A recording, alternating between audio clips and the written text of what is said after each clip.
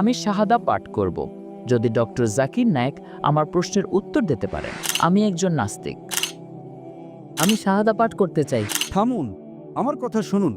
হ্যাঁ, আমি শাহাদা পাঠ করতে চাই। আমি কি শাহাদা পাঠ করাতে পারি, নাকি পুলিশকে জিজ্ঞাসা করতে হবে? পুলিশ, আমি কি শাহাদা পাঠ করাতে পারি নাকি না? 2 মিনিট। আপনি কেন মুসলিমদের মুসলিম হতে বাধা দিতে চাইছেন? আমি শাহাদা পাঠ করব যদি ডক্টর জাকির নায়েক আমার প্রশ্নের উত্তর দিতে পারেন। আমার নাম মিফতাহ। আমি জোম্বাং থেকে এসেছি। আমি একজন নাস্তিক। আমি এমন পরিবারে জন্মেছি যেখানে আমার পরিচয়পত্রে ইসলাম লেখা আছে, কিন্তু আমি নাস্তিক। আমি খ্রিস্ট ধর্মসহ অনেক ধর্ম অধ্যয়ন করেছি এবং খ্রিস্ট ধর্মে আমি অনেক ভুল খুঁজে পেয়েছি।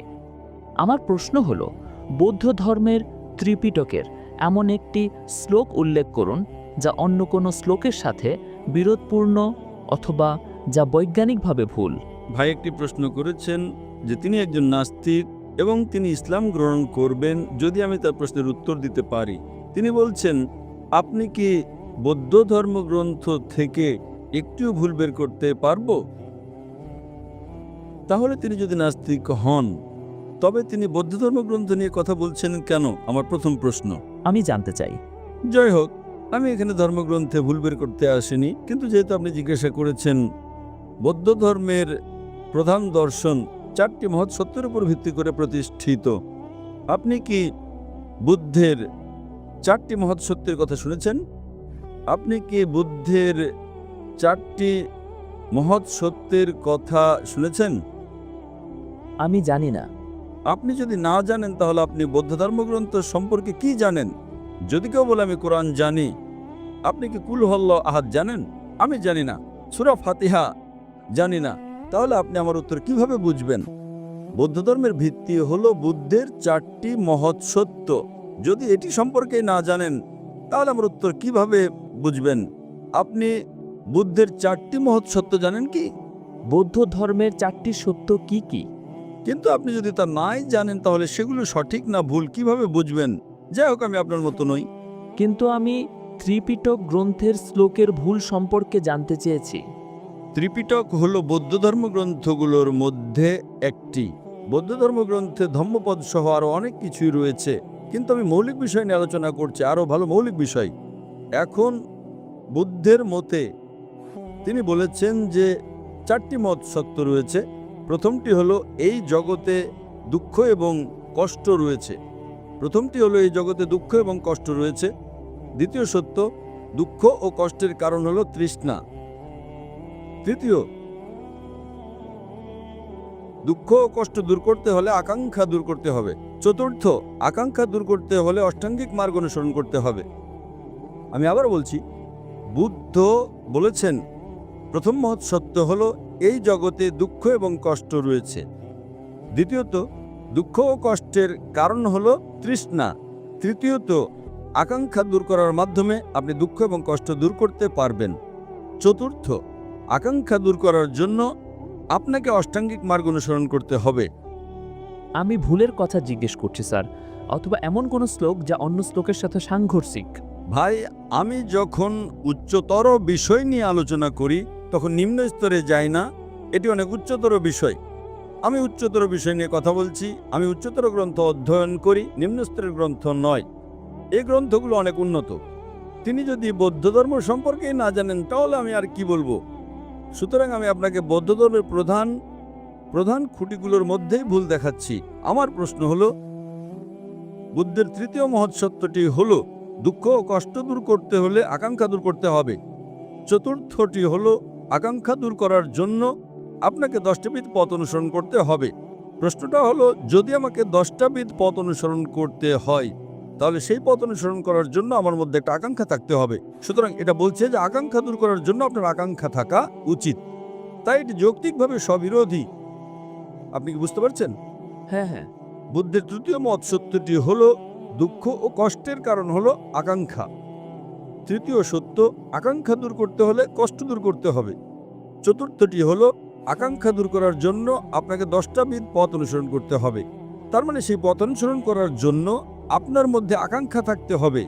সুতরাং এটা বলছে যে আকাঙ্ক্ষা দূর করার জন্য আপনার আকাঙ্ক্ষা থাকা উচিত। তাই এটি যৌক্তিকভাবে স্ববিরোধী। সুতরাং মূল ভিত্তিটাই এটা একটা তাসের ঘরের মতো, এটি স্ববিরোধী। আকাঙ্ক্ষা দূর করার জন্য আপনার আকাঙ্ক্ষা কিভাবে থাকতে পারে, সুতরাং এটাই কারণ। এবং আপনি আমার অন্য ভিডিও ক্যাসেটগুলো শুনতে পারেন, যেখানে আমি বৌদ্ধ ধর্ম নিয়ে কথা বলেছি, কিন্তু আমি মূলত শীর্ষস্থানীয় বিষয়গুলো নিয়ে আলোচনা করি, নিম্নস্তরের বিষয়গুলো নয়। আমি প্রধানত ধর্মপদ এবং অন্যান্য ধর্মগ্রন্থ নিয়ে কথা বলছি। আশা করি এটা আপনার প্রশ্নের উত্তর দিয়েছি। ভারতে শান্তি দেবীর পুনর্জন্ম সম্পর্কে, শান্তি দেবীর পুনর্জন্ম নিয়ে আপনার মতামত কি? ভারতে একজন শান্তি দেবী আছেন, ভারতে অনেক শান্তি দেবী আছেন, তার পুনর্জন্ম হয়েছে। এটি হিন্দু ধর্মের একটা দর্শন, কিন্তু এটি অযৌক্তিক এবং অবৈজ্ঞানিক। কারণ একবার মারা গেলে বৈজ্ঞানিকভাবে আপনার পুনর্জন্ম হতে পারে না। এটা কেবল একটা অনুমান, এটি বৈজ্ঞানিকভাবে মোটেই প্রমাণিত নয়। এবং এমনকি বেদেও যখন পুনর্জন্ম নিয়ে কথা বলা হয়, পুন মানে পরবর্তী, জন্ম মানে জীবন। এমনকি ইসলামও বিশ্বাস করে পুনর্জন্ম বা পরকালে, যার মানে আপনি এই জগতে আসেন এবং পরকালে আপনাকে পুনরুত্থিত করা হবে, কিন্তু কোনো জন্ম মৃত্যুর চক্র নেই। এটা একটা কাল্পনিক কাহিনী। সুতরাং বেদেও যখন পুনর্জন্ম নিয়ে কথা বলা হয়, তখন সেটা পরকালের কথা বলে, যেটা আমরা বিশ্বাস করি। আপনি স্বর্গে বা নরকে যাবেন, কিন্তু এটি বিশ্বাস করে না যে আপনি মানুষ হয়ে আবার ফিরে আসবেন, আবার জন্ম নেবেন, আবার ফিরে আসবেন। এটি কেবল একটা অনুমান, যা বৈজ্ঞানিকভাবে অপ্রমাণিত। আশা করি এটা আপনার প্রশ্নের উত্তর দিয়েছি।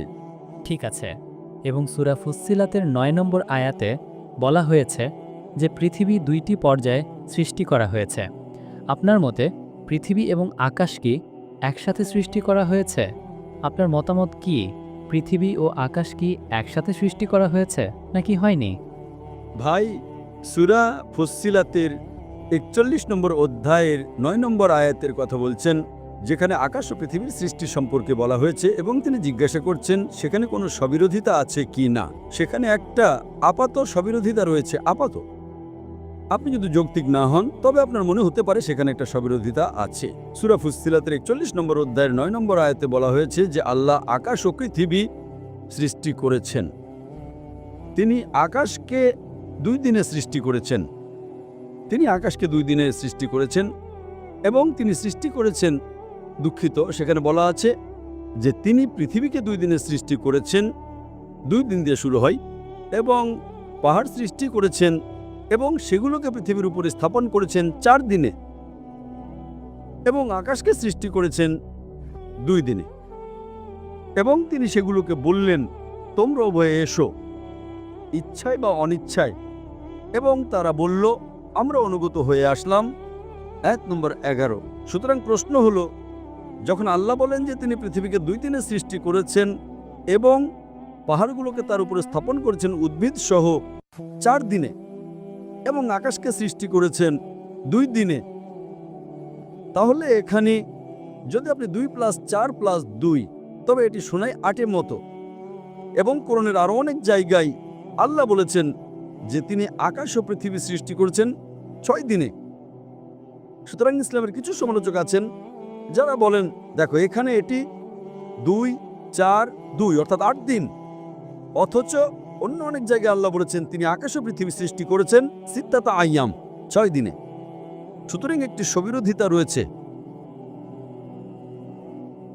আপনি যদি কোরআন পড়েন, কোরআনের আয়াত সূরা ফুসসিলাতের 41 নম্বর অধ্যায়ের 9, 10, 11 নম্বর আয়াতগুলো, সেখানে বলা হয়েছে যে তিনি পৃথিবীকে 2 দিনে সৃষ্টি করেছেন এবং পৃথিবীকে পাহাড় সহ 4 দিনে সৃষ্টি করেছেন। সুম্মা, আকাশকে 2 দিনে। এখন আরবিতে সুম্মার 2টো অর্থ রয়েছে। এর অর্থ হতে পারে এবং, অথবা একই সাথে হতে পারে। সুতরাং আমি যদি আপনাকে বলি যে আমি একটা বিল্ডিং 6 মাসে তৈরি করতে চাই, আমি 6 মাসে তৈরি করতে চাই, 6 মাসে আমি 6 মাসে বিল্ডিং তৈরি করতে চাই, আমি সীমানা প্রাচীর তৈরি করে 2 মাসে, আমি বেসমেন্ট তৈরি করে 2 মাসে, এবং আমি 20 তলা বিল্ডিংটা তৈরি করি 4 মাসে। আপনি তো 6 মাস বলেছিলেন, এটা তো 4 মাস। সীমানা প্রাচীর 2 মাসে, বেসমেন্ট 2 মাসে। আমি যখন সীমানা প্রাচীর তৈরি করছি, তখন আমি একই সাথে বেসমেন্টও তৈরি করছি। সুতরাং আমি যখন 2 মাসে সীমানা প্রাচীর তৈরি করছি, তখন আমি বেসমেন্টও 2 মাসে তৈরি করছি। সুতরাং সীমানা প্রাচীর এবং বেসমেন্ট আমরা 2 মাসে তৈরি করছি। তারপর বাকি 20 তলা আমি 4 মাসে তৈরি করছি, তাহলে মোট কত হলো? 8 মাস। 6 মাস, 8 মাস নয়। সুতরাং একইভাবে যখন আল্লাহ বলেন যে তিনি পৃথিবী এবং তার উপরে পাহাড়গুলোকে স্থাপন করেছেন 2 পর্যায়ে, পাহাড় পর্বত 4 পর্যায়ে 6 মাসে, সুম্মা যখন এটা ঘটছিল তখন তিনি আকাশও তৈরি করেছিলেন। সুতরাং আসলে এটা 6 মাসই। কোরআনের কোথাও একটিও স্ববিরোধিতা নেই। আল্লাহ কোরআনে বলেছেন সূরা নিসার 4 নম্বর অধ্যায়ের 82 নম্বর আয়াতে, أفلا يتدبرون القرآن তারা কি যত্ন সহকারে কোরআন নিয়ে চিন্তা করে না? أفلا يتدبرون القرآن ولو كان من عند غير الله لوجدوا فيه اختلافا كثيرا তারা কি যত্ন সহকারে কোরআন নিয়ে চিন্তা করে না? যদি কোনো স্ববিরোধিতা থাকতো, তবে অনেক, যদি এটা আল্লাহ ছাড়া অন্য কারো পক্ষ থেকে হতো তাহলে অনেক স্ববিরোধিতা থাকতো। সুতরাং কোরআন বলছে যে কোরআনের একটিও স্ববিরোধিতা নেই, কোরআনের একটিও ভুল নেই। আশা করি উত্তর পেয়েছেন। এখন কি আপনি শাহাদা পাঠ করবেন? আপনি শাহাদা পাঠ করবেন? এখনো নয়। পুলিশ বলছে সময় শেষ। আরেকটি প্রশ্ন। থামুন থামুন, পুলিশ বলছে সময় শেষ। হ্যাঁ, আমি শাহাদা পাঠ করতে চাই। থামুন, আমার কথা শুনুন, আমার কথা শুনুন। আমি শাহাদা পাঠ করতে চাই। ঠিক আছে, মাশাআল্লাহ। আমি কি শাহাদা পাঠ করাতে পারি, নাকি পুলিশকে জিজ্ঞাসা করতে হবে? আমি কি শাহাদা পাঠ করাতে পারি? না, আমার সাথে মুসলিম পুলিশ আছে। আমি কি এটি করাতে পারি নাকি না? ভাই পুলিশ, আমি কি শাহাদা পাঠ করাতে পারি নাকি না? 2 মিনিট। আল্লাহ আপনাকে সব দেবেন। আপনি কেন মুসলিমদের মুসলিম হতে বাধা দিতে চাইছেন? আল্লাহ আপনাকে সব দেবেন ইনশাআল্লাহ। ভারতে তারা আমাকে রাত 12টা 2টা পর্যন্ত অনুমতি দেয়। ইন্দোনেশিয়ায় কেন রাত 11টা? Yes, he wants to shahada. اوكي ما شاء الله. আপনি কি একমত ঈশ্বর একজন? হ্যাঁ, আমি এক ঈশ্বরে বিশ্বাস করি। আপনি কি বিশ্বাস করেন যে হযরত মুহাম্মদ ঈশ্বরের নবী? হ্যাঁ, আমি বিশ্বাস করি। আপনি কি ইসলাম গ্রহণ করতে চান? হ্যাঁ, আমি করতে চাই। আপনি কি কেউ বাধ্য করছে ইসলাম গ্রহণ করতে? না, কেউ নেই, না। আপনি কি নিজের ইচ্ছেই করছেন? হ্যাঁ, স্বেচ্ছায়। আপনি কি টাকার বিনিময়ে ইসলাম গ্রহণ করছেন? কেউ নেই, শুধু আমার পরিবার মুসলিম পরিবার থেকে এসেছি, তাই আমি ইসলাম গ্রহণ করতে চাই। আমি আপনার ভিডিওগুলো থেকে খুঁজে বের করেছি। মাশাআল্লাহ, মাশাআল্লাহ। ইনশাআল্লাহ আমি আরবিতে বলবো, আপনি পুনরাবৃত্তি করতে পারেন। আশহাদু আশহাদু আল্লাহ আল্লাহ ইলাহা ইলাহা ইল্লাল্লাহ ইল্লাল্লাহ ওয়া আশহাদু ওয়া আশহাদু আন্না আন্না মুহাম্মাদান মুহাম্মাদান আবদুহু আবদুহু ওয়া রাসূলুহু। ওয়া রাসূলুহু। আমি সাক্ষ্য দিচ্ছি আমি সাক্ষ্য দিচ্ছি যে যে কোনো উপাস্য নেই কোনো উপাস্য নেই আল্লাহ ছাড়া, আল্লাহ ছাড়া, এবং আমি সাক্ষ্য দিচ্ছি এবং আমি সাক্ষ্য দিচ্ছি যে যে নবী মুহাম্মদ সাল্লাল্লাহু আলাইহি সাল্লাম নবী মুহাম্মদ সাল্লাল্লাহু আলাইহি ওয়াসাল্লাম হলেন রাসূল হলেন রাসূল এবং বান্দা এবং বান্দা একমাত্র আল্লাহর। একমাত্র আল্লাহর। মাশাআল্লাহ, আপনি এখন মুসলিম। تكبير تكبير এবং আমি আল্লাহ সুবহানাহু ওয়া তাআলার কাছে প্রার্থনা করি যেন আপনার পূর্বের সমস্ত গুনাহ মাফ করা হয়। আল্লাহ আপনাকে এই দুনিয়া ও পরকালে সর্বোত্তম প্রতিদান দেন। আল্লাহ আপনাকে আপনার বন্ধু এবং পরিবারকে ইসলামের পথে আনার জন্য পথ দেখান ইনশাআল্লাহ।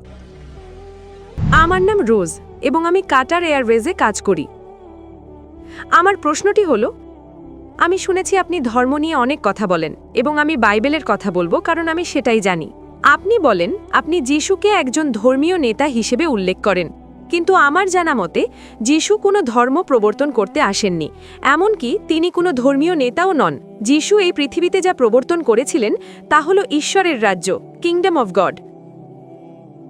দ্বিতীয় প্রশ্ন, হয়তো আপনি বিস্তারিত বলতে পারবেন ঈশ্বরের ধর্ম কোনটি? কারণ আমি যতদূর গবেষণা করেছি আমি বুঝতে পেরেছি যে যিশু, যিনি আমার প্রভু এবং মুক্তিদাতা, তিনি এগুলোর কোনোটাই প্রবর্তন করেননি। তিনি স্বর্গের শাসন ব্যবস্থা প্রবর্তন করেছিলেন। অন্য কথায়, তিনি স্বর্গীয় শক্তির মাধ্যমে পৃথিবীকে এক নতুন শাসন ব্যবস্থার অধীনে আনতে চেয়েছিলেন। এখানে অনেক বিতর্ক আছে। অন্য প্রশ্নটি হল, বোন, দয়া করে একবারে একটি প্রশ্ন করুন। আপনি ইতিমধ্যে 2টি প্রশ্ন করে ফেলেছেন। উত্তর দেওয়ার পর আপনি পরের প্রশ্নটি করতে পারবেন। ঠিক আছে। একবারে একটি। বোন দুটি প্রশ্ন করেছেন এবং আমার মনে হয় তিনি একজন খ্রিস্টান। তিনি বলেছেন যে আমি বলেছি যিশু একজন ধর্মীয় নেতা ছিলেন। আমি কখনোই এমনটা বলিনি। আমি কখনোই বলিনি যে যিশু আলাইসাল্লাম একজন ধর্মীয় নেতা ছিলেন। আমি বলেছি তিনি ছিলেন ঈশ্বরের একজন নবী, ঈশ্বরের বাণীবাহক, এবং ধর্মীয় নেতার মধ্যে আকাশ পাতাল পার্থক্য রয়েছে। একজন ঈশ্বরের বাণীবাহক অনেক বেশি মর্যাদাবান। আজকের পৃথিবীতে অনেক ধর্মীয় নেতা আছেন। যীশুখ্রিস্ট আলাইসাল্লাম ছিলেন ঈশ্বরের একজন বাণীবাহক, এবং আপনি আপনার প্রশ্নে বলেছেন যে তিনি আপনার প্রভু এবং মুক্তিদাতা। তাই প্রথমে বোন আপনাকে বলি, ইসলামই একমাত্র অখ্রিস্টান ধর্ম যা যীশুখ্রিস্ট আলাইসাল্লামকে বিশ্বাস করাকে ঈমানের অবিচ্ছেদ্য অংশ মনে করে। কোনো মুসলমান প্রকৃত মুসলমান হতে পারে না যদি সে যীশুখ্রিস্টকে আলাইসাল্লামকে বিশ্বাস না করে। আমরা বিশ্বাস করি যে যীশুখ্রিস্ট আলাইসাল্লাম সর্বশক্তিমান ঈশ্বরের অন্যতম শ্রেষ্ঠ বাণীবাহক ছিলেন। আমরা বিশ্বাস করি যে তিনি ছিলেন মসীহ, যাকে অনুবাদ করলে হয় খ্রিস্ট। আমরা বিশ্বাস করি যে তিনি অলৌকিকভাবে কোনো পুরুষের হস্তক্ষেপ ছাড়াই জন্মগ্রহণ করেছিলেন, যা আজকের অনেক আধুনিক খ্রিস্টান বিশ্বাস করে না। আমরা বিশ্বাস করি যে তিনি ঈশ্বরের অনুমতিতে মৃতকে জীবন দান করেছিলেন। আমরা বিশ্বাস করি যে তিনি ঈশ্বরের অনুমতিতে জন্মান্ধ এবং কুষ্ঠ রোগীদের সুস্থ করেছিলেন। মুসলমান এবং খ্রিস্টানরা এই বিষয়গুলোতে একমত। কিন্তু কেউ প্রশ্ন করতে পারে, তাহলে মতপার্থক্যটা কোথায়? মতপার্থক্যটা হলো অধিকাংশ খ্রিস্টান বিশ্বাস করে, যার মধ্যে আপনিও আছেন, যা আপনার প্রশ্ন থেকে বোঝা গেল, যে যীশুখ্রিস্ট আলাইসাল্লাম নিজেকে ঈশ্বর দাবি করেছিলেন, এবং অধিকাংশ খ্রিস্টান বিশ্বাস করে যে যীশুখ্রিস্ট আলাইসাল্লাম হলেন ঈশ্বর। বোন, আমি আপনাকে মনে করিয়ে দিই, আমি তুলনামূলক ধর্মের একজন ছাত্র। আমি বাইবেল পড়েছি। পুরো বাইবেলে এমন একটিও স্পষ্ট উক্তি নেই যেখানে যীশুখ্রিস্ট আলাইসাল্লাম নিজেও বলেছেন যে আমি ঈশ্বর, অথবা যেখানে তিনি বলেছেন আমার উপাসনা করো। যদি বোন আপনি বাইবেলের যে কোনো জায়গা থেকে এমন একটি স্পষ্ট উক্তি, বাইবেলের যে কোনো জায়গা থেকে এমন একটি দ্ব্যর্থহীন উক্তি যেখানে যীশুখ্রিস্ট তার উপর শান্তি বর্ষিত হোক নিজে বলেছেন যে আমি ঈশ্বর, অথবা যেখানে তিনি বলেছেন আমার উপাসনা করো, তাহলে আমি জাকির নায়েক আজই খ্রিস্টান ধর্ম গ্রহণ করতে প্রস্তুত।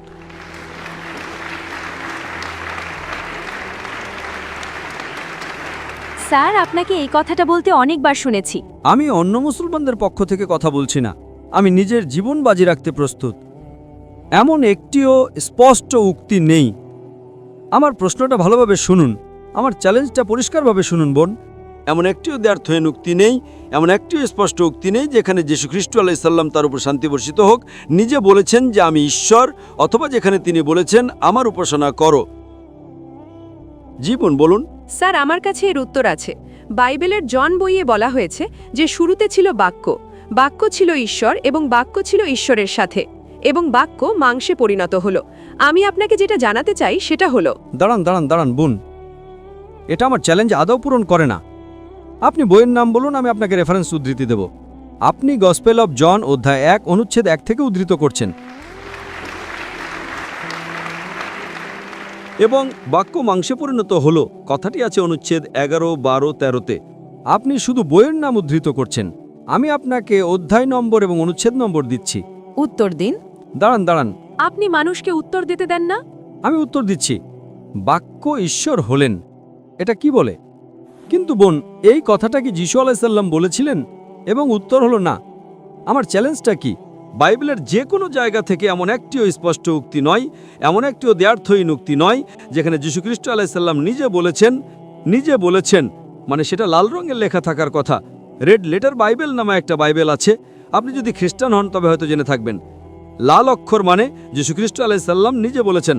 গসপেল অব জন অধ্যায় 1 অনুচ্ছেদ 1 থেকে 13 লাল রঙে লেখা নেই। আমি এটার উত্তর দেব। স্যার, আপনাকে এই কথাটা বলতে অনেকবার শুনেছি। দাঁড়ান, আমাদের উত্তর দিতে দিন। সবার আগে আপনি আমার চ্যালেঞ্জ পূরণ করেননি। এটা যীশুখ্রিস্ট আলাইসাল্লাম নিজে বলেছেন এমন হতে হবে। এগুলো যিশুর কথা নয়, এগুলো ফাইলো নামের একজন ইহুদির কথা। ঠিক, এটি ফাইলো নামের একজন ইহুদির কথা, এবং তিনি কখনো এর জন্য ঈশ্বরত্বের দাবি করেননি। তবু আমি আপনাকে সাহায্য করব। এটা কি বলে? শুরুতে যাই হোক, আপনার উদ্ধৃতি সঠিক ছিল না। আমি আপনাকে হুবহু উদ্ধৃতি দেব।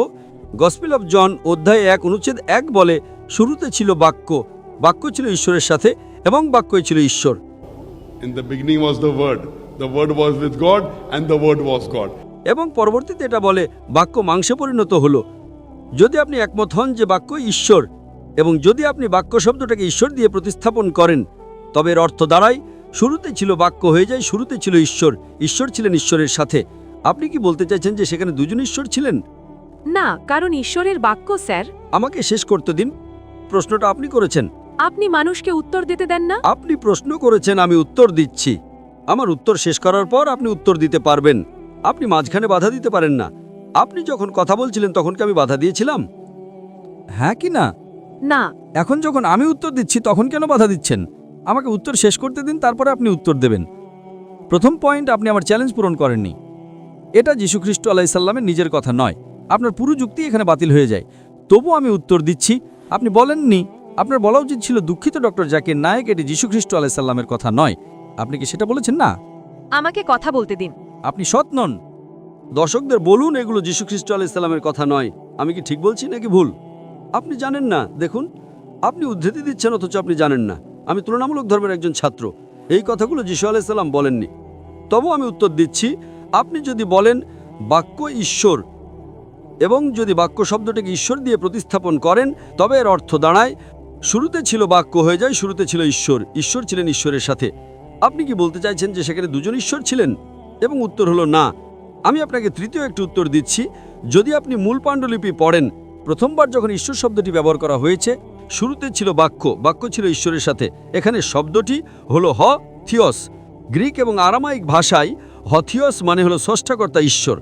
দ্বিতীয়বার যখন ঈশ্বর শব্দটি ব্যবহৃত হয়েছে, এটা হলো টন থিয়স।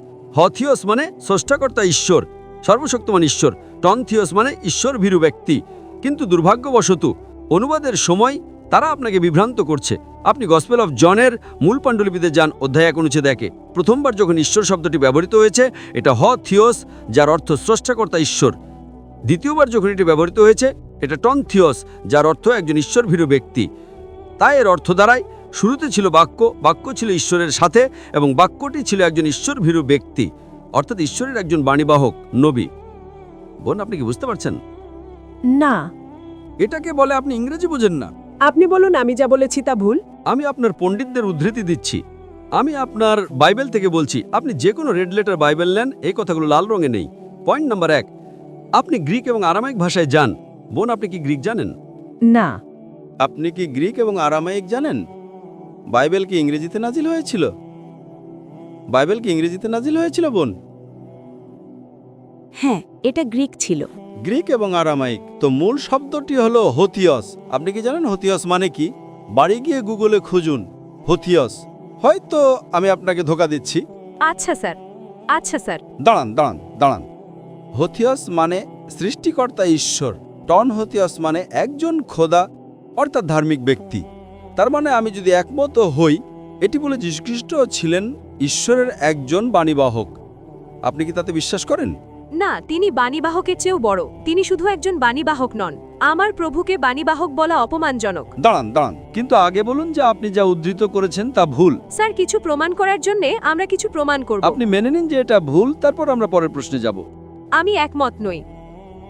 তার মানে আপনি যা বলেছেন সেটা যিশুর কথা নয়। তার মানে আপনি মানুষকে বোকা বানাচ্ছেন, ঠিক না ভুল? আপনিও একই কাজ করছেন।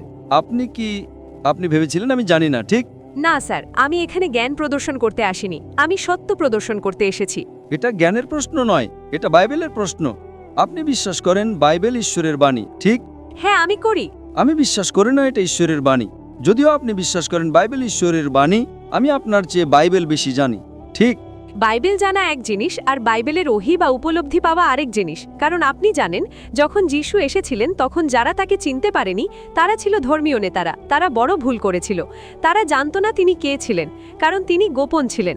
আর নিউ টেস্টামেন্টের কাজ। বোন, আপনি বাইবেলের এমন একটা জায়গা দেখান যেখানে কোনো স্পষ্টতা ছাড়া, দ্ব্যর্থহীন বা একেবারে পরিষ্কার বক্তব্যে, যেখানে যীশুখ্রিস্ট তার উপর শান্তি বর্ষিত হোক নিজে বলেছেন আমি ঈশ্বর, অথবা যেখানে তিনি বলেছেন আমার উপাসনা করো, আমি খ্রিস্টান ধর্ম গ্রহণ করতে প্রস্তুত। সহজ চ্যালেঞ্জ। আর আপনি বাইবেলের এই বিশাল গ্রন্থ থেকে একটা আয়াত দেখাতে পারছেন না।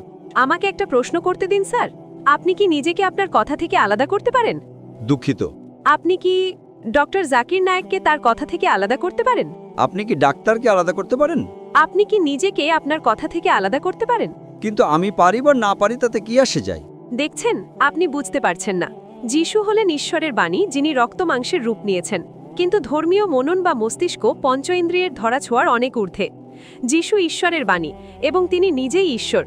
বাইবেল বলে তিনি তাকে এমন এক নাম দিয়েছেন যা অন্য সব নামের ঊর্ধ্বে, যা হলো ঈশ্বরের বাণী। প্রত্যেক নবী তার সময়ের ঈশ্বরের বাণী। মুসা ঈশ্বরের বাণী ছিলেন, যিশু ঈশ্বরের বাণী ছিলেন, ইব্রাহিম ঈশ্বরের বাণী ছিলেন, নবী মোহাম্মদ ঈশ্বরের বাণী। তাহলে সমস্যাটা কোথায়? প্রত্যেক নবী তার সময়ের ঈশ্বরের বাণী। যীশুখ্রিস্ট তার উপর শান্তি বর্ষিত হোক, এর মধ্যে এমন কি পার্থক্য আছে? আপনি আপনার বাইবেল থেকে একটা উক্তি দেখাতে পারছেন না যেখানে যিশু বলেছেন আমি ঈশ্বর, অথবা যেখানে তিনি বলেছেন আমার উপাসনা করো। আর আপনি এখন উদ্ধৃতি দিচ্ছেন। যিশু যা করেছেন তা আর কোনো নবী করেছেন? আমার কাছে এর উত্তর আছে স্যার। বাইবেলের বাণী শুরুর সময় থেকে যিশুর সময় পর্যন্ত আপনি যাদের নবী বলেন তাদের মধ্যে এমন কাউকে দেখান যার শয়তান তাড়ানোর ক্ষমতা ছিল বা অসুস্থদের সুস্থ করার ক্ষমতা ছিল। কেন? কারণ শুরুতে ঈশ্বরেরই একমাত্র ক্ষমতা ছিল শয়তানের মোকাবিলা করার, স্বর্গে মানুষের পতনের পর থেকে। কিন্তু মানুষের পরিত্রাণের জন্য এই বিষয়গুলো গোপন রাখা হয়েছিল। যদি কোনো ব্যক্তি কারোর ভিতর থেকে শয়তান বা জিন তাড়ায়, তবে সে কি ঈশ্বর হয়ে যায়? আজ অনেক মানুষ আছে যারা ঝাড়ফুঁক করে এবং তারা শয়তান তাড়ায়, তারা তো ঈশ্বর হয়ে যায় না। তারা যিশুর কাছ থেকে সেই ক্ষমতা পেয়েছে। আজ এমনকি এই কাতারেও অনেক মানুষ আছে যারা রুকাইয়া করতে পারে এবং মানুষের ভিতর থেকে শয়তান বের করতে পারে। এটা তাদের ঈশ্বর বানায় না। আমি নিজেও শয়তান তাড়াই যিশুর নামে। ও, তাহলে আপনিও এখন ঈশ্বর হয়ে গেলেন।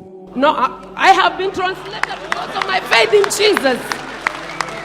না, যিশুর প্রতি আমার বিশ্বাসের কারণে আমি পরিবর্তিত হয়েছি। বাইবেল বলে, শুনুন। আমি আপনার সাথে একমত।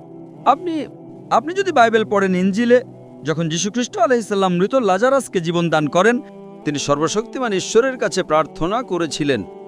যীশুখ্রিস্ট তার উপর শান্তি বর্ষিত হোক যত অলৌকিক কাজ করেছেন তিনি ঈশ্বরের নামেই করেছেন, তিনি নিজের ক্ষমতায় করেননি। আপনি আমাকে উত্তর দেননি। দুঃখিত, আমাদের হাতে সময় নেই। আপনি হল ভাড়া করে কালকে একটা লেকচার দিতে পারেন, এটা প্রশ্ন উত্তরের সময়। আপনি আমাকে উত্তর দেননি sir. Okay, can we have the next question? আমি একটি হিন্দু মেয়েকে মুসলমান বানিয়ে বিয়ে করেছিলাম, কিন্তু এখন সে আমার কাছে ডিভোর্স চাইছে এবং বাচ্চাটিকেও চাইছে, এবং সে বলছে যে এই মেয়েটিকে আমি আমার সাথে নিয়ে যাব এবং আমি আবার আমার নিজের ধর্মে ফিরে যেতে চাই। আমি যদি বাচ্চাটিকে দিয়ে দিই এবং সে তার নিজের ধর্মে ফিরে যায়, তাহলে আমার কি গুনাহ হবে নাকি হবে না? এটাই প্রশ্ন। ভাই জিজ্ঞাসা করেছেন যে তিনি একটি হিন্দু মেয়েকে বিয়ে করেছেন, তারপর বলেছেন যে বিয়ের আগে তাকে ধর্মান্তরিত করেছেন, একটি বাচ্চা হয়েছে, এখন 1 বছর পর সে ডিভোর্স চাইছে এবং সে আমার বাচ্চাটিকেও নিয়ে যেতে চায়। প্রথমে আমি এটা জিজ্ঞাসা করতে চাই যে আপনি তাকে সঠিকভাবে ধর্মান্তরিত করেছেন নাকি ভুলভাবে? স্যার, আগে ধর্মান্তরিত করেছি। করাচির নর্থ টাউন থেকে তাকে মুসলমান বানিয়েছি। যে ধর্মান্তর আপনি করিয়েছেন, আমি বলি রিবার্থ, সেটা কি সঠিকভাবে করিয়েছেন নাকি ভুলভাবে? আমি তো জানি না। সঠিক পদ্ধতি মানে হলো কোরআন মাজিদের সঠিক শিক্ষা দিয়েছেন। সে কি আসলেই কোরআন দ্বারা প্রভাবিত হয়েছিল নাকি আপনার দ্বারা? আপনার নাম কি? আলী হামজা। আলী হামজা হতে পারে সে আলী হামজার প্রেমে পড়ে ধর্মান্তরিত হয়েছে, ঠিক তো?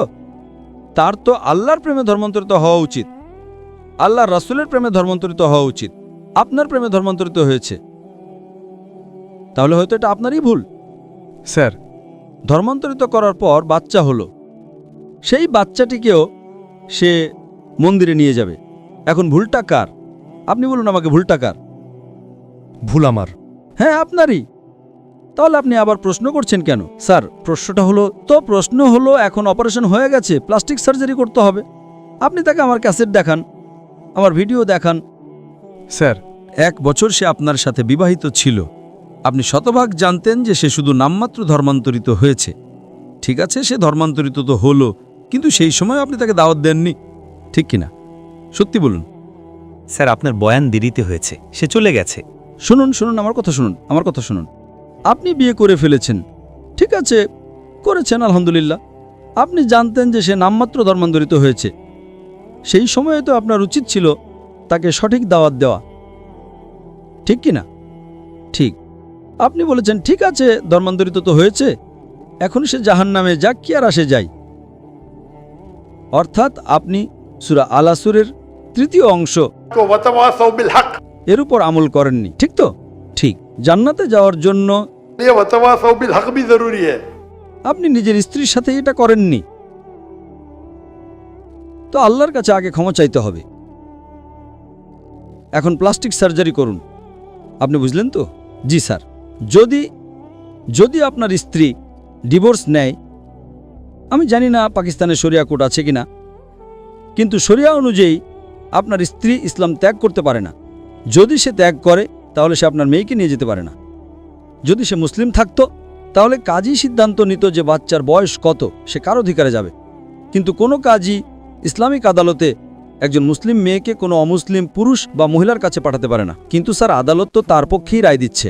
হ্যাঁ, আদালত পাকিস্তানের আদালত, পাকিস্তানের আদালত। আমি তো ভেবেছিলাম পাকিস্তান শরিয়া অনুসরণ করে। না, আমি ভেবেছিলাম মালয়েশিয়াতে, মাশাআল্লাহ, মালয়েশিয়াতে অনেক এমন ঘটনা ঘটে। যদি কোনো মুসলমান বলে আমি অমুসলিম হতে চাই, তাহলে অনুমতিই নেই। কি বলবে? আপনার কাউন্সেলিং প্রয়োজন। আপনি একবার নিজের ইচ্ছায় মুসলমান হওয়ার সিদ্ধান্ত নিয়েছেন, এখন বলছেন আমি অমুসলিম হতে চাই। কিভাবে হতে পারেন ভাই? কাউন্সেলিং, 6 মাস কাউন্সেলিং, আবার আসলে আবার কাউন্সেলিং। আপনি বুঝলেন তো? জি স্যার, এ কারণে আমি মালয়েশিয়াকে বেছে নিয়েছি। বুঝলেন তো? আপনি বলছেন এখানে সে হিন্দু থেকে মুসলিম হয়েছে, মুসলিম থেকে আবার হিন্দু হয়ে গেছে, এবং আদালত রায় দিয়েছে যে তাহলে এটা প্রজাতন্ত্র, ইসলামিক প্রজাতন্ত্র পাকিস্তান কিভাবে হলো তাহলে? হয়েছে স্যার। মাফ করবেন, আমি সরকারের অতিথি। যদি অতিথি হয়ে থাকি তাহলে তো হেদায়েত দেওয়া উচিত, তাই না? নাহলে আল্লাহ তাআলা বলবেন অতিথি বানিয়েছে কিন্তু হেদায়েত দাওনি। কিছু হেদায়েত তো একান্তে দেওয়ার বিষয় থাকে, যা আমি মাশাআল্লাহ একান্তেই দিয়েছি। একান্তে দেওয়াই শ্রেয়, কিন্তু জনসম্মুখে প্রশ্ন এসেছে তাই বলতেই হবে। যদি ইসলামিক রাষ্ট্র হয় আর তা যদি শুধু নামেরই হয় তাহলে ছেড়ে দিন, কিন্তু যদি কাজেও ইসলামিক হয় তাহলে ইসলামের অনুমতিই নেই। ইসলামে মুসলমান হয়েছেন তো হয়েছেন, নিজের ইচ্ছায় হয়েছেন। আপনি তো তার মাথায় বন্দুক রাখেননি। না স্যার। বন্দুক রাখলে তাহলে তা বাতিল হতে পারে। যেমন মালয়েশিয়াতে যদি প্রমাণ হয়ে যায় যে জোর করা হয়েছে, তাহলে সে আবার পূর্বের ধর্মে ফিরে যেতে পারে। বন্দুক তো রাখেননি। না স্যার, একদম না। তাহলে তো শেষ। তো আপনাকে একটু চেষ্টা করতে হবে। এখানে মালয়েশিয়াতে একটা ফেডারেল কোড এবং একটা ইসলামিক কোড আছে, মাশাআল্লাহ। আর মালয়েশিয়াতে মুসলমানের সংখ্যা মাত্র 63%। 63%, কিন্তু মাশাআল্লাহ ইসলাম হলো ভোট ব্যাংক। তো যখন আমার কাছে 15টা দেশ থেকে দাওয়াত এলো যে সে এখানে থাকুন, ওখানে থাকুন, তখন আমি তো তদন্ত করব, তাই না? ঠিক কি না? জি স্যার। তারা বুক ফুলিয়ে আমার জন্য দাঁড়িয়ে থাকে, মাশাআল্লাহ। 4 বছরে 5 জন প্রধানমন্ত্রী, মাশাআল্লাহ। তো যদি ইসলামিক শরিয়া থাকে তাহলে শরিয়া অনুযায়ী যদি একজন মুসলিম নারী অমুসলিম হয়ে যায়, সেটার অনুমতি আছে কি নেই সেটা অন্য ব্যাপার, কিন্তু সে বাচ্চাটিকে নিয়ে যেতে পারবে না। আপনি বুঝলেন তো? জি স্যার। এখানে কিছু উচ্চ আদালত, আপনার আইনজীবী হয়তো শক্তিশালী নন, একজন ভালো ইসলামিক আইনজীবী ধরুন। আমিও আইনজীবী, আমি ইসলামের আইনজীবী। বুঝলেন তো? জি স্যার। আমি মালয়েশিয়াতে যারা আমার বিরুদ্ধে, সেখানকার মন্ত্রীরা আমার বিরুদ্ধে কথা বলেছে, আমাকে কন্ত্রবাদী বলেছে, আমি তাদেরকে আদালতে নিয়ে গেছি। 1.52 million ringgit, অর্থাৎ $3,20,000 আমি পেয়েছি ন্যায় বিচার। মন্ত্রী, আমি তো সাধারণ মানুষ, বুঝলেন? আমি তাদের বিরুদ্ধে মামলা করে দিয়েছি। কিভাবে আমার বিরুদ্ধে কথা বলছেন আপনি? মানহানির মামলা। আলহামদুলিল্লাহ, আপনিও ভালো আইনজীবী ধরুন। আমার আইনজীবীরা ভালো ছিলেন, কিন্তু আমি নিজেও মাশাআল্লাহ আদালতের ভিতরে আমি নিজেই, আমার আইনজীবীরা বলেন মাশাআল্লাহ আপনি যা বলেছেন আমাদের তো আর কথা বলার প্রয়োজন পড়েনি। প্রথমবার আমি আদালতে কথা বলেছি, আয় হয়েছে $320,000। আপনি একটু রূপান্তর করে দেখুন কত হবে। 10 কোটি রুপি পেয়েছি। সব টাকা আমি ফিলিস্তিনের জন্য দান করে দিয়েছি, সব টাকা। আমি দোয়া করি যে আল্লাহ তাআলা আপনাকে সাহায্য করুন, আপনাকে এবং আপনার স্ত্রীকে হেদায়েত দিন যাতে সঠিক পথে আসতে পারেন। ঠিক আছে, জি, জাযাকাল্লাহ। শুধু কৃষ্ণ ভগবানকে সিজদা করা যায়, তার মূর্তি জায়েজ। কোথায় লেখা আছে যে কৃষ্ণ ভগবানের মূর্তি জায়েজ? দেখুন স্যার, আমার মতে তিনি আমাদের খোদা। ولم يكن له كفوا احد. নারে তাকবীর। যখন অমুসলিম ভাইরা প্রশ্ন করেন তাদের ভয় পাওয়ানো উচিত নয়। আপনি ভয় পাবেন না ভাই সাহেব। আসসালামু আলাইকুম স্যার, আমার নাম রাউল রাম।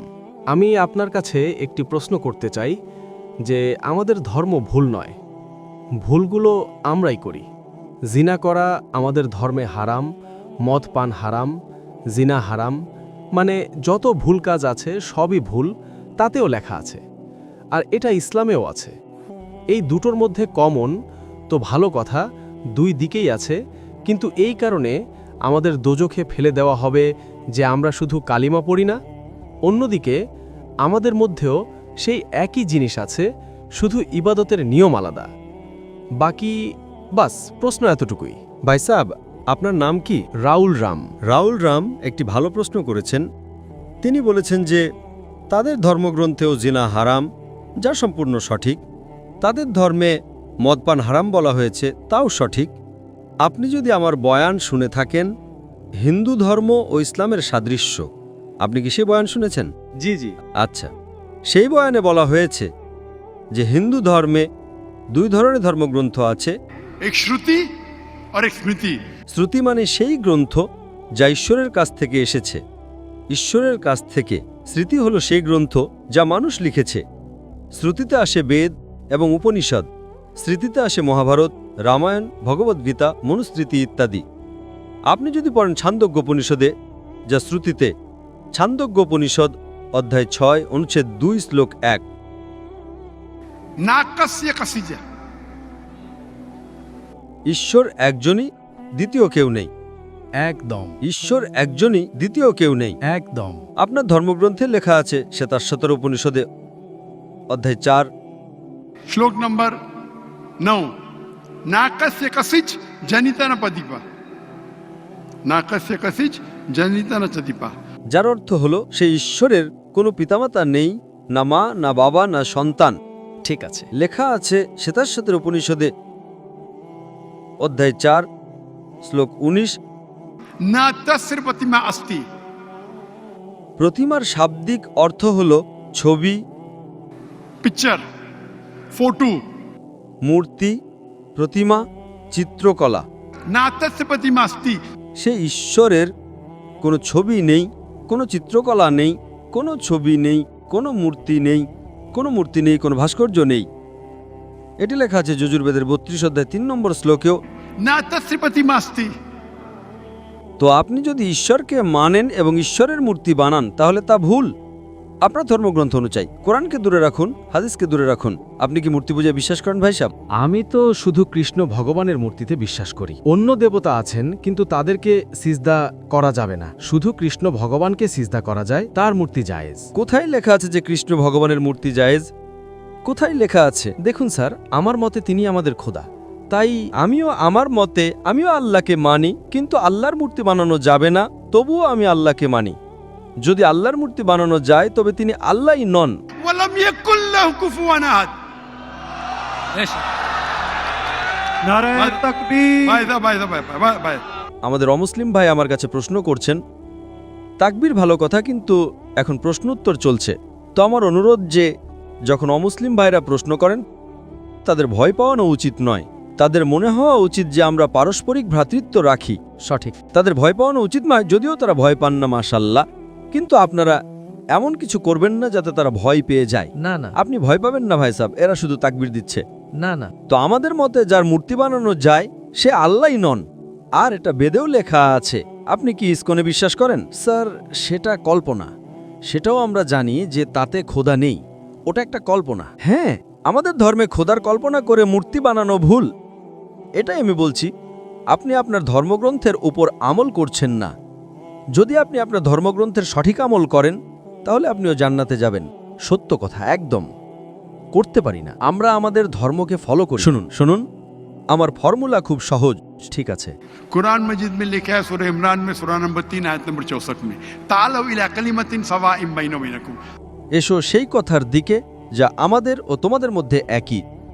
ঠিক আছে, আমরা আজ মানি যা আমাদের ও তোমাদের মধ্যে এক, কমপক্ষে তার ওপর তো আমল করি। আমার ফর্মুলা ইউনিভার্সাল, পুরো ভ্রাতৃত্ব।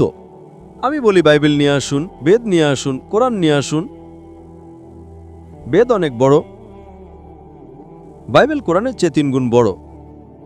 আমরা আজ ওয়াদা করি যে যা এক কমপক্ষে তার উপর তো আমল করি, যা এক নয় তা পাশে রাখি, কাল আলোচনা করব। যা এক তার উপর তো আমল করি। বাইবেলে লেখা আছে, বেদে লেখা আছে, খোদা এক, খোদার কোনো ছবি নেই। আপনি যদি খোদার ছবি বানান তাহলে আপনি বেদের বিরুদ্ধে যাচ্ছেন। শুধু কৃষ্ণের বানালেও ভুল স্যার, ওটা ভগবদ্গীতায় লেখা আছে। তাই ভগবদ্গীতা স্মৃতি, ভগবদ্গীতা মহাভারতের একটি অংশ, ঠিক না? ঠিক। ভগবদ্গীতা মহাভারতের একটি অংশ, ঠিক। মহাভারত একটি স্মৃতি, স্মৃতি শ্রুতির বিরুদ্ধে যেতে পারে না। যদি স্মৃতি ও শ্রুতির মধ্যে সংঘর্ষ হয় তবে আমরা শ্রুতিকে মানব, স্মৃতিকে নয়। বেদ এবং উপনিষদ সবচেয়ে উপরে, সঠিক। আপনারা একজন পিএইচডি শিক্ষক আছেন, তিনি কিছু বলেন, এবং একজন ব্যাচেলার। এখন আপনি পিএইচডিওয়ালা ওস্তাদের কথা মানবেন নাকি ব্যাচেলার ডিগ্রিওয়ালা ওস্তাদের কথা মানবেন? কার কথা মানবেন? কোন ওস্তাদের কথা মানবেন? PhD sir. তো আপনার পিএইচডি হলো বেদ, সঠিক। তাহলে আপনি যদি মূর্তি পূজা ছেড়ে দেন, আপনার ধর্মগ্রন্থে লেখা আছে যে একজন শেষ নবী আসবেন, এবং যদি বেদ পড়েন অথবা পুরাণ, তার মধ্যে অনেক জায়গায় লেখা আছে যে শেষ নবী হলেন মুহাম্মদ সাল্লাল্লাহু আলাইহি সাল্লাম। আপনি যদি কলকি পুরাণ পড়েন, ভবিষ্য পুরাণও আছে, কলকি পুরাণ, এবং আপনি আমার বয়ান শুনলে, একটি বয়ান আছে আমার, মুহাম্মদ সাল্লাল্লাহু আলাইহি সাল্লামের উল্লেখ হিন্দু ধর্মগ্রন্থে। সময় কম, তাই শুধু ছোট একটি পয়েন্ট বলবো। আপনি যদি কলকি পুরাণ পড়েন, श्लोक नंबर 5, 7, 11, 15, 17 তাতে লেখা আছে যে একজন অবতার আসবেন, आखिरी अवतार आएंगे जिसके वालिद का नाम है विष्णु यास। বিষ্ণু মানে ঈশ্বর, জি জি। ইয়শ মানে তার বান্দা, তার সেবক। আরবিতে অনুবাদ করলে তা হয় আব্দুল্লাহ।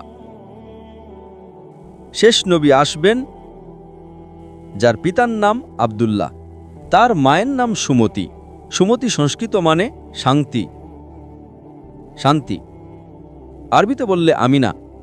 মুহাম্মদ সাল্লাল্লাহু আলাইহি ওয়াসাল্লামের মায়ের নাম ছিল আমিনা। তিনি জন্ম নেবেন একটি শান্তির শহরে, মক্কায়। সেই শহরে নেতার গোত্রে জন্ম নেবেন, কুরাইশ গোত্রে। তার 4 জন ঘনিষ্ঠ বন্ধু থাকবেন। কথা হচ্ছে খোলাফায়ে রাশিদিনের। আর মুহাম্মদ সাল্লাল্লাহু আলাইহি ওয়াসাল্লামের উল্লেখ তা অনেক দীর্ঘ, 2 ঘন্টার বয়ান দিতে পারি আমি। ঠিক আছে, তো আপনি যদি আপনার ধর্মগ্রন্থে বিশ্বাস করেন তাহলে আপনাকে মানতে হবে যে শেষ নবী হলেন মুহাম্মদ সাল্লাল্লাহু আলাইহি ওয়াসাল্লাম। আপনি কি মানেন যে শেষ নবী মুহাম্মদ সাল্লাল্লাহু আলাইহি ওয়াসাল্লাম? স্যার, আমি পড়িনি, আমি এখনও সঠিকভাবে পড়িনি, তাই আমি জানি না তাতে কি লেখা আছে। পড়েননি তো ভুল কার, আমার না আপনার? কিন্তু আমাদের এখানে কোটি কোটি লোক আছে যারা আমাদের ধর্মকে ফলো করে না, তাই। হিন্দুস্থানে যখন আমার বয়ান হয়, জি, তখন হিন্দুদের ভিড় এখানকার চেয়ে বেশি হয়। দেখেছি। 5 লাখ, 10 লাখ, 25%, 20% অমুসলিম থাকে, 20% হিন্দু থাকে। তো 10 লাখের 20% কত হয়? 2 লাখ। এটা তো 2 লাখের ভিড় নয়, তাই না? কারণ হিন্দুস্থানিরা আমাকে অনেক ভালোবাসে। জি, এবং অমুসলিমরাও ভালোবাসে। এই পলিটিশিয়ানরাই সমস্যা করে, ভোট ব্যাংকের সমস্যা। তারা ভাবে যে আমরা তো হেরে যাব এখন। হিন্দুরা যখন আমার বয়ান শুনে তখন বলে যে 2 ঘন্টায় আমরা যা শিখেছি তা আমরা 40 বছরও জানতাম না। ঠিক আছে, তো আমি আপনাকে এখন প্রমাণ দিলাম, রেফারেন্সের সাথে আপনার ধর্মগ্রন্থের প্রমাণ দিলাম। तो आप अगर सच्चे हिंदू हैं তাহলে আপনাকে মানতে হবে যে ঈশ্বর একজন, সেই ঈশ্বরের মূর্তি নেই, তার শেষ নবী হলেন মুহাম্মদ সাল্লাল্লাহু আলাইহি ওয়াসাল্লাম। এখন কি আপনি আপনার ধর্মগ্রন্থের উপর আমল করবেন? জি, করব। যে জিনিসটা কমপক্ষে তার উপর তো আমল করুন। যা সংঘর্ষতা পড়ে, আমি এগুলো জানি, আমি বয়ান দিয়েছি। এতে লেখা আছে যে হিন্দু ধর্মগ্রন্থে মদ পান হারাম, কোরআনে লেখা আছে। সঠিক। আপনার ধর্মগ্রন্থে এটাও লেখা আছে যে শুকরের মাংস খাওয়া হারাম। সঠিক। তাহলে আপনার ধর্মগ্রন্থ কোরআনের চেয়েও কঠোর। তাতে লেখা আছে যে যদি আপনি শুকরের মাংস বিক্রি করেন তাহলে পা এবং হাত, উল্টো পা এবং উল্টো হাত কাটতে হবে। এটা কোনো হাদিসে লেখা নেই, কোরআনেও লেখা নেই। আপনার ধর্মগ্রন্থ মনুস্মৃতিতে লেখা আছে যে আপনার উল্টো হাত ও উল্টো পা কাটতে হবে যদি সে শুকরের মাংস বিক্রি করে।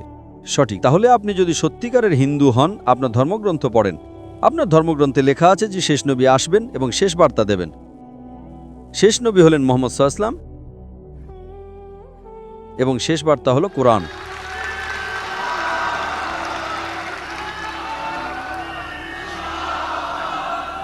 যদি আপনি যদি সত্যিকারের হিন্দু হন তাহলে আপনাকে কোরআন এবং মুহাম্মদ সাল্লাল্লাহু আলাইহি ওয়াসাল্লামের কথা মানতে হবে। আপনি দেখেছেন হিন্দুস্তানে 1000 লোক এর মধ্যে मैं हिंदू इस्लाम कबूल किए। আল্লাহ হেদায়েত দিয়েছেন আমার কারণে নয়, আল্লাহ তাদের হেদায়েত দিয়েছেন। আমার বয়ানের পর অনেক লোক দর্শকের মধ্যে বা বাড়িতে আল্লাহ তাদের হেদায়েত দিচ্ছেন। আমি আপনাকে জিজ্ঞাসা করতে চাই, আপনি কি মানেন আল্লাহর শেষ নবী মুহাম্মদ সাল্লাল্লাহু আলাইহি ওয়াসাল্লাম? স্যার, আমি এখনো দেখব, গিয়ে পড়তে হবে গ্রন্থ, যদি তাতে থাকে তাহলে ঠিক আছে। তাহলে আমার আপনার কাছে অনুরোধ, আপনি আমার ভিডিও দেখুন হিন্দু ধর্ম ও ইসলামের সাদৃশ্য। আচ্ছা, আর সেটা দেখার পর যদি কোনো প্রশ্ন থাকে তাহলে আমার কাছে এসে জিজ্ঞাসা করুন। যদি আপনার বিশ্বাস আসে যে এটা সত্য, তাহলে আমি আপনাকে দাওয়াত দিচ্ছি যে সত্যের বার্তা গ্রহণ করেন। জি, এবং ইনশাআল্লাহ তা আপনার মুক্তির পথ হবে ইনশাআল্লাহ। ধন্যবাদ স্যার। দুন আল্লাহি ওয়াল মাসিহ। আমি আপনাকে ভালোবাসি। मैं भी आपसे बहुत प्यार करता हूँ। आई लव यू डॉक्टर साहब। I love you too. আপনি কি আমার কালিমা জানেন না? আর আপনি আমাকে উল্টো প্রশ্ন করছেন। আসসালামু আলাইকুম ডাক্তার সাহেব, আমার নাম সুনীল সেলিম, আমার বাড়ি লাহোর।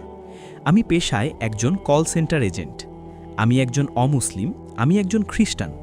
তো আমার প্রশ্ন হলো, সূরা আত-তাওবা অধ্যায় নম্বর 9 আয়াত নম্বর 31-এর মধ্যে এসেছে যে তারা নিজের পণ্ডিতদের এবং যাজকদের আল্লাহ ছাড়া এবং মসিহ ছাড়া খোদা বানিয়ে নিল।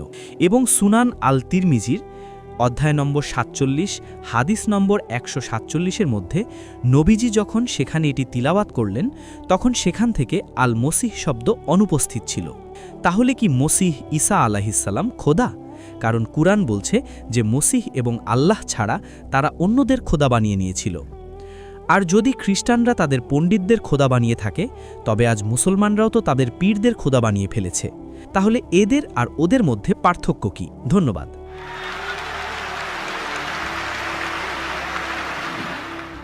আমি যদি ভাই সাহেবের প্রশ্নটা ঠিক শুনে থাকি, কারণ তিনি খুব দ্রুত কথা বলছিলেন এবং আমার মাইক্রোফোনটিতে পরিষ্কার শোনা যাচ্ছিল না, আমি যদি আপনার প্রশ্ন সঠিক শুনে থাকি, আপনি বললেন যে সূরা তাওবা সূরা নম্বর 9-এ লেখা আছে যে কিছু লোক মাসিহ আলাইহিস সালামকে তাদের রব বানিয়ে নিয়েছিল। আমি কি কথা বলতে পারি? কারণ আমি আপনার কথার মাঝখানে ব্যাঘাত ঘটাতে চাই না। হ্যাঁ, অবশ্যই।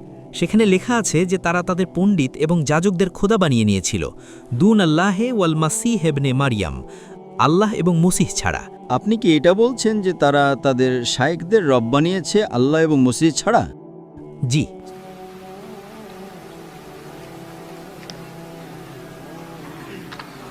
সূরা তাওবা আয়াত নম্বর 31।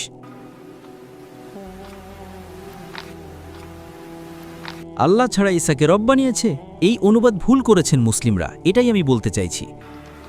सर आप सवाल पूछ चुके हैं अब आप। Sorry sorry I am so sorry sorry. आप नहीं थे बा मुहावरा तर्जमा नहीं, ये पढ़े ना, ये बा मुहावरा तर्जमा, ये सवाल पढ़े, ये तर्जमा पढ़े। अच्छा, ये पढ़े तर्जमा, बोले आप। नहीं, लेट हिम स्पीक। তারা তাদের উলামা ও মসিহকে। সূরা তাওবা আয়াত আপনি বলেছিলেন 14? না না, 31। 31, সরি 31। तर्जमा पढ़े। আমি এটা বুঝতে পারছি না। দুন আল্লাহি ওয়াল মাসিহ। ये तर्जमा पढ़िए, ये जो बा मुहावरा तर्जमा। 31।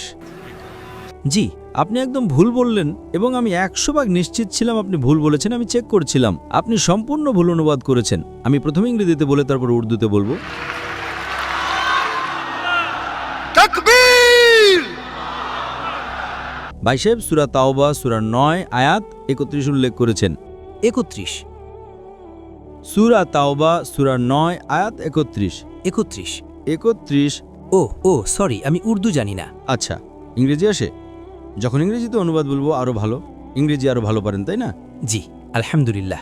আচ্ছা, তারা আল্লাহকে বাদ দিয়ে তাদের পণ্ডিত ও সংসার বিরাগীদের তাদের রব হিসেবে গ্রহণ করেছে এবং তারা রব হিসেবে গ্রহণ করেছে মরিয়ম পুত্র মসিহকেও। আরে এরা তো তাদের ধর্মযাজক ঈসা আলাইহিস সালাম মরিয়মের পুত্রকে তাদের খোদা মনে করে। জি। আর আপনি বলছিলেন যে মরিয়ম পুত্র ছাড়া। আপনি ভুল অনুবাদ করেছেন। জি। ঠিক আছে, আপনি কি চেয়েছিলেন যে আমি আপনার ভুল অনুবাদটা মেনে নিই? কত বড় ভুল করলেন আপনি। জি। এ আয়াতটি বলছে যে তারা ঈসা আলাইহিস সালামকে তাদের রব বানিয়েছে, আর আপনি বলছিলেন ঈসা আলাইহিস সালাম ছাড়া অন্যদের রব বানিয়েছে। কত বড় ভুল! যদি আপনি না জেনে করেন তবে আপনাকে ক্ষমা করা হলো, জেনে বুঝে করলে তবে শয়তানি। না, জেনে বুঝে করিনি, আল্লাহ মাফ করুন। তাহলে আপনাকে মাফ করলাম। আমার সামর্থ্য নেই যে জেনে বুঝে করব। যদি আপনি না জেনে ভুলটি করেন তবে আপনাকে ক্ষমা করলাম। আপনি আমার ভাই, আমি আপনাকে ভালোবাসি। मैं भी आपसे बहुत प्यार करता हूँ। आई लव यू डॉक्टर साहब। I love you too. তো এর মধ্যে লেখা আছে যে তারা তাদের পাদ্রী, তাদের পুরোহিত এবং ঈসা আলাইহিসসালাম ইবনে মরিয়মের পুত্রকে রব হিসেবে মেনেছে। আর এটা অনেক জায়গায় লেখা আছে, অনেক জায়গায়। अल्लाह ताला फरमाते हैं सूरह माइदा में सूरा नंबर 5 आयत नंबर 72 लक़द कफ़रल्लज़ीना क़ालू इन्नल्लाहु ईसा इब्न मरियम। ওই লোকগুলো কুফরি করে যারা বলে যে ঈসা আলাইহিসসালাম মরিয়মের সন্তান হলেন আল্লাহ। वक़ाल अल-मसीह কিন্তু ঈসা আলাইহিসসালাম বলেছিলেন, হে বনি ইসরাইল, ओचना फ़ी इस्राइल उअबुदुल्लाह তোমরা আল্লাহর ইবাদত করো, रब्बी व रब्बकुम যিনি আমার রব এবং তোমাদেরও রব। इन्नो मा यशरिक बिल्लाह আর যে কেউ আল্লাহর সাথে শরীক করবে, इन्नो मा यशरिक बिल्लाह फ़क़द हर्रम अलैहिल जन्नह জান্নাত তার জন্য হারাম वमा वहु नार वमा लिज़ालिमीन मिन अंसार। এবং জাহান্নাম তার জন্য, এবং তার জন্য কোনো সাহায্যকারী নেই। তো কোরআনে অনেক জায়গায় এটা লেখা আছে। যখন আপনি বললেন যে তারা ঈসা আলাইহিস সালাম ছাড়া রব বানাচ্ছে, আমি একটু চমকে গিয়েছিলাম। আমি ভাবলাম দেখে নিই একবার কোরআন মাজিদটা। তো প্রায় কোরআনে যেটা এসেছে, যারা খ্রিস্টান বা নাসারা ছিল তারা ভুল করেছে এবং ঈসা আলাইহিস সালামকে রব বানিয়ে দিয়েছে। আর ঈসা আলাইহিস সালাম কি জবাব দিয়েছিলেন? या बनी इस्राइल शम्मा इस्राइल अदोनाई एलोहीम। ওটা কোরআনের আয়াত নয়, জি, ওটা বাইবেলের আয়াত। জি, এটা হলো উদ্ধৃতি বুক অব ডিউটেরোনমি অধ্যায় নম্বর 6 ভার্স নম্বর 4, যেখানে মুসা আলাইহিস সালাম বলছেন, ते शमा इस्राइल वदना हिन वदना इखत। হে ইসরায়েল শোনো, আমাদের প্রভু ঈশ্বর, আমাদের ঈশ্বর একজন। এবং এটারই পুনরাবৃত্তি করেন ঈসা আলাইহিস সালাম গসপেল অব মার্ক অধ্যায় নম্বর 12 ভার্স 29। शमा इस्राइल वदना इखत। यारो Israel the Lord our God is one. হে ইসরায়েল শোনো, আমাদের রব, আমাদের খোদা একজনই। তাই পবিত্র কোরআনে আল্লাহ ছাড়া অন্য কাউকে রব বানানো ভুল, চাই সে নিজেকে খ্রিস্টান বলুক বা মুসলিম বলুক। যদি আল্লাহ ছাড়া অন্য কাউকে রব বানাই, তাকে বলা হয় শিরক। তো আপনি বললেন যে মুসলমানরা আল্লাহ ছাড়া রব বানায়। আমার মতে কোনো মুসলমানই আল্লাহ ছাড়া রব বানায় না। না, সরি, পীরদের কেন রব বানাবে মুসলমানরা? জি, যেইভাবে খ্রিস্টানরা তাদের পাদ্রী এবং পণ্ডিতদের খোদা বানিয়ে নিয়েছিল, সেইভাবে আজ মুসলমানরা তাদের পীরদের কেন খোদা বানিয়ে নিয়েছে? আমি এমন কোনো মুসলমানকে চিনি না যে তার পীরকে রব বানায়। আমি জানি না। পীরদের, সন্ন্যাসীদের। কে? পীর এবং সন্ন্যাসীদের। ডাক্তার সাহেব, পীর ওই দরগা টাইপের যারা আছে না, তারা পীর। হ্যাঁ, পীর। গৌসে পাক। আপনার হিসেবে, আমার হিসেবে কোনো মুসলমান, আমাদের মধ্যে মতভেদ থাকতে পারে, কোনো মুসলমান পীরকে রব বানায় না। এটা এখন আপনি ভুল বলছেন। কোনো খ্রিস্টান তাদের পাদ্রী ও পণ্ডিতদের রব বানায় না, এটা তিরমিজি হাদিসে লেখা আছে। আর মোহাম্মদ সাল্লাল্লাহু আলাইহি ওয়াসাল্লাম এর অনুবাদ করেছেন। যদি আপনি সেই অনুবাদ পড়ে শোনান, তাহলে আমি অনেক খুশি হব, কারণ আপনি এই হাদিস, এই আয়াত বয়ান করেছেন। ভাই সাহেব, এটা ডিবেট না, আপনি প্রশ্ন করেছেন, আপনার প্রশ্ন শেষ। সরি, আপনি বললেন যে মুসলমানরা পীরকে রব বানায়। আমি অনেক মুসলমানকে জানি। জি, মতভেদ থাকবে, কিন্তু এটা বলা যে পীরকে রব বানানো, এটা ভুল। জি, আমি এমন কোনো মুসলমানকে চিনি না যে তার পীরকে রব বানায়। আমাদের মধ্যে মতভেদ থাকতে পারে, কিন্তু মতভেদের মানে এই নয় যে আপনি যা বলবেন আমি তাই মেনে নেব।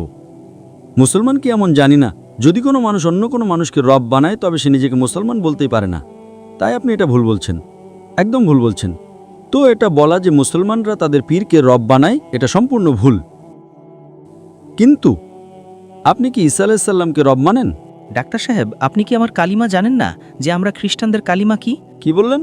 আপনি কি আমার কালিমা জানেন না? যেইভাবে আপনাদের কালিমা হলো লা ইলাহা ইল্লাল্লাহু মুহাম্মাদুর রাসূলুল্লাহ, আপনি কি আমার কালিমা জানেন? মসিহদের তো কোনো কালিমা আছে, তাতে লেখা আছে। আমি তো আপনাকে জীবনে প্রথমবারের মতো দেখছি। উপর থেকে আমার কাছে ওহী আসে না আপনার কালিমা কি সেটা জানার জন্য। আমি তো আপনাকে প্রথমবার দেখছি। আপনি হয়তো আমাকে টিভিতে দেখে থাকবেন। জি জি, আলহামদুলিল্লাহ। আর আমার কাছে অদৃশ্যের জ্ঞান নেই। জি। আমার কাছে ওহী আসে না। জি। আপনি কি জানেন না? আমি সোজা প্রশ্ন করছি যে আপনি ঈসা আলাইহিস সালামকে খোদা মানেন কিনা, আর আপনি আমাকে উল্টো প্রশ্ন করছেন। দুঃখিত, জি, আমি তাকে কালিমাতুল্লাহের হিসেবে খোদা মানি। কালিমাতুল্লাহ? জি। কালিমাতুল্লাহ মানে আল্লাহর বাণী। জি। আল্লাহর যত নবী আছেন, আল্লাহর প্রত্যেকটা পয়গাম, আল্লাহর প্রত্যেক নবী আল্লাহর বাণী। এটা কি আপনি জানেন না? না স্যার। আল্লাহর যত নবী আছেন, আল্লাহর প্রত্যেকটা পয়গাম, আল্লাহর প্রত্যেক নবী আল্লাহর বাণী। এটা কি আপনি জানেন না? না। চাই সে আদম আলাইহিস সালাম হন, চাই মুসা আলাইহিস সালাম হন, চাই ঈসা আলাইহিস সালাম হন, চাই তিনি মুহাম্মদ সাল্লাল্লাহু আলাইহি সাল্লাম হন, প্রত্যেক নবীকে একটা উপাধি দেওয়া হয়। উদাহরণস্বরূপ ইব্রাহিম আলাইহিস সালাম ছিলেন আল্লাহর বন্ধু। এর মানে এই নয় যে বাকি নবীদের সাথে তার শত্রুতা ছিল। আপনার তো কোনো ধারণাই নেই, জ্ঞানই নেই কোরআনের ব্যাপারে। আচ্ছা, আমার সোজা প্রশ্ন ছিল যে আপনি কি ঈসা আলাইহিস সালামকে খোদা মানেন? আপনি বললেন হ্যাঁ। জি। তার মানে আপনি শিরক করছেন। পুরো বাইবেলে কোথাও, বাইবেলের একটা জায়গায় দেখান যেখানে কোনো সন্দেহ ছাড়া, কোনো অস্পষ্টতা ছাড়া, দ্ব্যর্থহীনভাবে আপনি একটা জায়গায় দেখান যেখানে ঈসা আলাইহিস সালাম নিজে বাইবেলে বলছেন क्या मैं खुदा हूँ या मेरी इबादत करो। তাহলে আমি খ্রিস্টান হতে রাজি আছি। একটা জায়গা, দুই জায়গাও নয়, বাইবেলে কোথাও লেখা নেই যে ঈসা আলাইহিস সালাম নিজে বলছেন যে আমি খোদা বা আমার ইবাদত করো। জি। যদি আপনি বাইবেল পড়েন, Gospel of John chapter number 14 verse number 28, আমার পিতা আমার চেয়ে মহান, আমার পিতা আমার রব আমার চেয়ে মহান। Gospel of John chapter number 10 verse number 29, Gospel of John chapter number 10 verse number 29, আমার পিতা সবার চেয়ে মহান, আমার পিতা আমার রব সবার চেয়ে মহান। Gospel of Matthew chapter number 12 verse number 28, আমি ঈশ্বরের আত্মার সাহায্যে শয়তানদের তাড়াই, আমি শয়তানদের তাড়াই আল্লাহর সাহায্যে। Gospel of Luke chapter number 11 verse number 20, আমি ঈশ্বরের আঙুল শক্তি দিয়ে শয়তানদের তাড়াই, আমি আল্লাহর সাহায্যে শয়তানদের তাড়াই। Gospel of John chapter number 5 verse number 30, আমি নিজে থেকে কিছুই করতে পারি না, আমি যেমন শুনি তেমন বিচার করি, আর আমার বিচার ন্যায়সঙ্গত, কারণ আমি আমার নিজের ইচ্ছা খুঁজি না, বরং আমার পিতার ইচ্ছা খুঁজি। আমি নিজে থেকে কিছুই করতে পারি না, আমি যেমন দেখি তেমন বিচার করি, এবং যা কিছু আমি শুনি আমি দেখি, আর আমার সব ইচ্ছা আমার রবের ইচ্ছার অধীন, আমার ঈশ্বরের ইচ্ছার মতো। যে কেউ বলে যে আমার ইচ্ছা আল্লাহর ইচ্ছার অনুগত, তাকে বলা হয় মুসলিম। আচ্ছা, বাইবেলে লেখা আছে Gospel of Matthew chapter number 5 verse number 17-18, think not that I have come to destroy the law and the prophets. I have come not to destroy but to fulfill. মনে করো না যে আমি আইন এবং নবীদের ধ্বংস করতে এসেছি, আমি ধ্বংস করতে আসিনি বরং পূর্ণ করতে। আপনি এটা ভাববেন না যে আমি বাকি আইন এবং বাকি নবীদের বিরুদ্ধে এসেছি, আমি তাদের পূর্ণ করতে এসেছি। এবং আইনের একটি বিন্দু বা রেখাও বাদ যাবে না যতক্ষণ না সব পূর্ণ হয়, একটি কণাও বাদ যাবে না যতক্ষণ সব সম্পূর্ণ হয়। আর যদি কেউ ক্ষুদ্রতম আদেশগুলোর একটিও ভঙ্গ করে এবং মানুষকে তা করতে শেখায়, তবে স্বর্গের রাজ্যে তাকে তুচ্ছ বলা হবে। যদি আপনি একটি আদেশও না মানেন, তবে আপনি একদম নিচু স্তরের হবেন, আপনি স্বর্গের রাজ্যে তুচ্ছ হবেন, আল্লাহর কাছে আপনি একদম ছোট হবেন। And whosoever shall keep them and teach them the so, they will call great in the kingdom. আর যে কেউ সেগুলো মেনে চলে এবং অন্যদের তা করতে শেখায়, তাকে স্বর্গের রাজ্যে মহান বলা হবে। আর যে আল্লাহর হুকুমগুলো মানে, সে আল্লাহর কাছে মহান হবে। পরিষ্কার লেখা আছে। আর আমি বাইবেলের আয়াত উদ্ধৃত করে যেতে পারি, একটা নয়, দুটো, 10টা, 25টা। Unless your righteousness exceeds the righteousness of your scribes and the Pharisees, in no way shall you enter the kingdom of heaven. যদি না তোমাদের ধার্মিকতা পণ্ডিত এবং ফরিসীদের ধার্মিকতাকে ছাড়িয়ে যায়, তবে তোমরা কোনোভাবেই স্বর্গের রাজ্যে প্রবেশ করতে পারবে না। যদি আপনারা ইহুদিদের চেয়েও ভালো না হন, তবে আপনারা কখনোই জান্নাতে যাবেন না।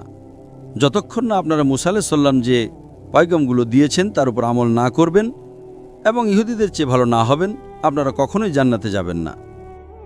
लिखा है गॉस्पेल ऑफ जॉन में chapter number 14 verse number 24, the words that you hear are not mine but my father who has sent me. ঈসা আলাইহিস সালাম বলছেন, আপনারা আমার যে কথাগুলো শুনছেন তা আমার নয়, তা আমার রবের, যিনি আমাকে পাঠিয়েছেন। ঈসা আলাইহিস সালাম বলেন, gospel of John chapter number 17 verse number 3, this is life eternal, so that you may know there is one God and Jesus Christ whom thou hast sent. এটাই অনন্ত জীবন, যাতে তোমরা জানতে পারো যে একমাত্র সত্য ঈশ্বর আছেন এবং যীশু খ্রিস্ট যাকে তুমি পাঠিয়েছ। আপনারা জেনে নিন যে এটাই জীবন, আর রব একজনই, যিনি পাঠিয়েছেন ঈসা আলাইহিস সালামকে। আমি কত হাওয়ালা দিতে পারি যেখানে ঈসা আলাইহিস সালাম পরিষ্কার বলছেন যে আমি খোদা নই, আমি আল্লাহর পয়গাম্বর। কিন্তু আপনাদের ভুল ধারণা আছে, আপনারা বাইবেল পড়েন না, আপনারা চার্চকে মানেন। বাইবেলে একটা জায়গাও লেখা নেই পরিষ্কার শব্দে, কোনো সন্দেহ ছাড়া, কোনো সংশয় ছাড়া, যেখানে ঈসা আলাইহিস সালাম নিজে বলছেন যে আমি খোদা বা আমার ইবাদত করো। তো যদি আপনি বাইবেলকে সঠিক পদ্ধতিতে পড়েন তবে সঠিক রাস্তায় আসবেন। দুঃখের বিষয় হলো আপনারা বাইবেল বেশি পড়েন না, কিন্তু চার্চকে মানেন। আমি প্রত্যেক ধার্মিক মানুষকে বলি, যদি আপনাকে আপনার ধর্ম পালন করতে হয় তবে নিজের কিতাবের উপর আমল করুন। এজন্য আমি মুসলমানকে বলি যে যদি আপনাকে ভালো মুসলমান হতে হয় তবে কোরআনের উপর আমল করুন, সহিহ হাদিসের উপর আমল করুন। আর যদি কেউ কিছু বলে সেটা যাচাই করুন কোরআন এবং হাদিস দিয়ে। যদি কোরআন এবং হাদিস অনুযায়ী হয় তবে তার উপর আমল করুন, যদি কোরআন এবং হাদিস অনুযায়ী না হয় তবে তার উপর আমল করবেন না। আমি আপনাকেও বলছি, যদি আপনাকে ভালো খ্রিস্টান হতে হয় তবে আপনি বাইবেল পড়ুন, তার উপর আমল করুন। ইনশাআল্লাহ বাইবেলে লেখা আছে যে রব একজনই, সেই খোদার কোনো মূর্তি নেই। ঈসা আলাইহিস সালাম কখনোই নিজেকে খোদা বলেন না। আর এই বাইবেলে লেখা আছে যে শেষ নবী হলেন মুহাম্মদ সাল্লাল্লাহু আলাইহি সাল্লাম, তার উপর আমি একটা বয়ান দিতে পারি। তো আপনার কাছে আমার অনুরোধ, আমার মিনতি, কারণ আমি আপনাকে ভালোবাসি। I love you too doctor সাহেব। আপনি যদি আমাকে ভালোবাসেন সত্যি, তবে আপনি আমার কথার উপর আমল করুন। আর ইনশাআল্লাহ আমি আল্লাহর কাছে দোয়া করব যেন আল্লাহ আপনাকে হেদায়েত দেন। আপনি কি মানেন যে খোদা এক? জি জি, আমি মানি। আপনি কি মানেন যে ঈসা আলাইহিস সালাম খোদার পয়গাম্বর? ঈশ্বরের পুত্র, পয়গাম্বর। ঈশ্বরের পুত্র। ঈশ্বরের তো প্রচুর পুত্র আছে। বাইবেলে লেখা আছে আদম ঈশ্বরের পুত্র। যে কেউ ঈশ্বরের আত্মার দ্বারা পরিচালিত হয় সেই ঈশ্বরের পুত্র। সেই হিসেবে আমরা সবাই আল্লাহর সন্তান সেই অর্থে। কিন্তু এটা বলা যে অরসজাত সন্তান, এটা আল্লাহর জন্য গালি। কোরআনে তো এমন কোথাও লেখা নেই যে হজরত ঈসা আলাইহিস সালাম আল্লাহর অরসজাত সন্তান। একদম ঠিক। এর ঠিক আগের আয়াত সূরা তাওবা আয়াত নম্বর 30-এ লেখা আছে ইবনে আল্লাহ। খ্রিস্টানরা বলল মসিহ ইবনে আল্লাহ। তারা তো অলাদ শব্দটি ব্যবহারই করেনি। দুঃখিত, আপনার কথা শুনিনি আমি। পুরো কোরআনে মক্কি সূরাগুলোতে অলাদ শব্দ ব্যবহার হয়েছে, কিন্তু কোরআনের সূরা তাওবা অধ্যায় 9 আয়াত 30-এ যখন মসিহকে ছেলে বলা হলো তখন সেখানে শব্দ এসেছে ইবনে আল্লাহ। সূরা আল মাইদা অধ্যায় 5 আয়াত 18 খ্রিস্টানদের বলা হয়েছে যে এরা বলে আমরা আল্লাহর বেটা এবং প্রিয়। তো মসিহর জন্য তো অলাদ শব্দটি অরসজাত পুত্র কোরআনে ব্যবহারই হয়নি পুরো কোরআনে। কারণ ঈসা আলাইহিস সালাম আল্লাহর ওলাদ নন। কোরআন সেটাই বলছে যা খ্রিস্টানরা বলে। ইবনে আল্লাহ বলাও ভুল, ওলাদ বলাও ভুল, দুটোই ভুল। কিন্তু আপনি তো বললেন যে ইবনে আল্লাহ সেই যে বান্দা আল্লাহর রাস্তায় আমল করে, তাহলে এতে ভুল কি? শুনুন। একটা হলো উপমা। উদাহরণস্বরূপ একটা বাচ্চা আছে, আমি বলবো আমার বেটা। বেটা বললে কোনো সমস্যা নেই। যদি আমি বলি তুই আমার জন্ম দেওয়া বেটা, তার মানে আমি তাকে গালি দিচ্ছি। আমি তার মায়ের সাথে কি করেছি, বুঝলেন? একদম ঠিক বলছেন আপনি। তো অরসজাত সন্তান বলা আর শুধু সন্তান বলার মধ্যে পার্থক্য আছে। ইংরেজিতে একই শব্দ, কিন্তু আপনারা যখন পড়েন Gospel of John, chapter number 3, verse number 16. ঈশ্বর জগৎকে এতই ভালোবাসলেন যে তিনি তার একমাত্র অরসজাত সন্তানকে দিলেন, যেন যে কেউ তাকে বিশ্বাস করে সে বিনষ্টে না হয় বরং অনন্ত জীবন পায়। এটা আপনাদের কিং জেমস ভার্সনে আছে। এটা তো অনুবাদ। আপনি এই আয়াতটা একটু আরবিতে পড়ুন। আমি দেখতে চাই যে অলাদ শব্দটি আসে কিনা। কিসের মধ্যে? আরবির মধ্যে। এই জোন 3:16 পড়ুন, এবং আমি দেখতে চাই যে আরবি বাইবেলে অলাদ শব্দটি ব্যবহার হয়েছে কিনা। আরবি বাইবেলে অরসজাত সন্তান বোঝাতে হলে অলাদ শব্দ ব্যবহার করা উচিত। আপনাদের অনুবাদকরা ভুল অনুবাদ করছেন, তারা আরবি জানেন না। যদি বিগটেন সান হয় তবে অবশ্যই অলাদ আসতেই হবে, ইবন আসতে পারে না। আপনি কি বুঝতে পারছেন? জি। আপনাদের বাইবেল অনুবাদকেরা যদি ভুল করে থাকেন তবে সেটা আমার ভুল নয়, তাদের ভুল। যেহেতু আমি আপনাকে ভালোবাসি তাই আমি আপনাকে বাঁচাতে চাই দোজখ থেকে। তো আপনি কি এখন বিশ্বাস করবেন যে ঈসা আলাইহিস সালাম আল্লাহর নবী? জি জি। মানেন যে তিনি নবী? জি জি। আপনি কি মানেন যে ঈসা আলাইহিস সালাম খোদা নন?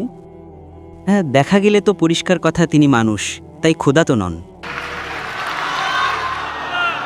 তাকবীর! মানুষ হিসেবে খেতেন, পান করতেন, টয়লেটেও যেতেন হয়তো। তো আল্লাহ তো আর টয়লেটে যান না। একদম ঠিক, আপনি একদম ঠিক বলছেন। তিনি মানুষ, কিন্তু মহান মানুষ। ইসলামই একমাত্র অখ্রিস্টান ধর্ম যা যীশুখ্রিস্ট বা ঈসা আলাইহিস সালামকে বিশ্বাস করাকে ঈমানের অংশ মনে করে।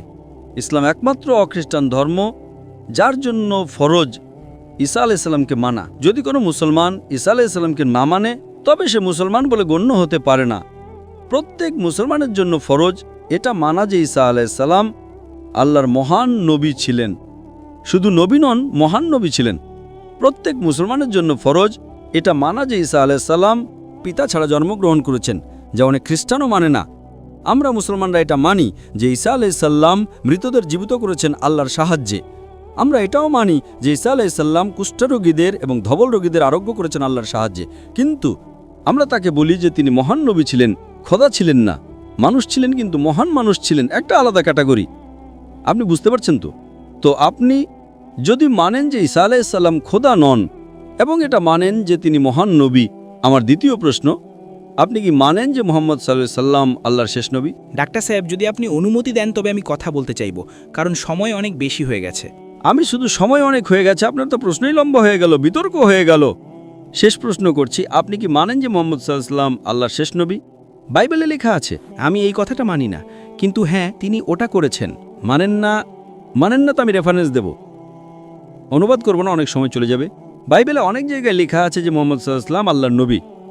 Book of Deuteronomy, chapter number 18, verse number 18. Book of Deuteronomy, chapter number 18, verse number 19. In the book of Isaiah, chapter number 12, verse number 29. It is mentioned in the Song of Solomon, chapter number 5, verse number 16. এগুলো old টেস্টামেন্টের হাওয়ালা, new টেস্টামেন্টও আছে। Gospel of John, chapter number 14, verse number 16. Gospel of John, chapter number 14, verse number 26. Gospel of John, chapter number 16, verse number 11. শেষেরটার অনুবাদ করছি। Gospel of John, chapter number 16, verse number 11. আমার অনেক কিছু তোমাদের বলার আছে, কিন্তু তোমরা এখন তা সহ্য করতে পারবে না, কারণ যখন সেই সত্যের আত্মা আসবেন, তিনি তোমাদের সমস্ত সত্যের পথে পরিচালিত করবেন। তিনি নিজের থেকে কিছু বলবেন না, যা শুনবেন তাই বলবেন। তিনি আমার মহিমান্বিত করবেন। ঈসা আলাইহিস সালাম বলছেন খ্রিস্টানদের যে আপনাদের অনেক কিছু বলার আছে, অনেক সত্যের কথা বলার আছে, কিন্তু এখন আপনারা বুঝতে পারবেন না। আমার পরে একজন নবী আসবেন, সত্যের বার্তা নিয়ে আসবেন এবং আপনাদের সত্য কথা বলবেন আর আমার প্রশংসা করবেন এবং আপনাদের হেদায়েত দিচ্ছেন। কিন্তু ডেভিড উড স্যাম শামুনের তাফসির অন্য কিছু করেন। যাই হোক, এটা বিতর্ক হয়ে যাবে, আমি ক্ষমা চাইছি। পরের প্রশ্ন আসুক। আমি অনেক সময় নিয়ে ফেলেছি, আপনার সময় খুব দামি, তাই আমি আপনার কাছে ক্ষমা চাইছি। আপনি আমার বয়ান শুনুন মুহাম্মদ সাল্লাল্লাহু আলাইহি সাল্লাম বাইবেলে, মুহাম্মদ সাল্লাল্লাহু আলাইহি সাল্লামের জিকির বাইবেলে, আর ইনশাআল্লাহ আমি দোয়া করি যে আল্লাহ আপনাকে হেদায়েত দিন। ঠিক আছে, শুকরিয়া, ধন্যবাদ।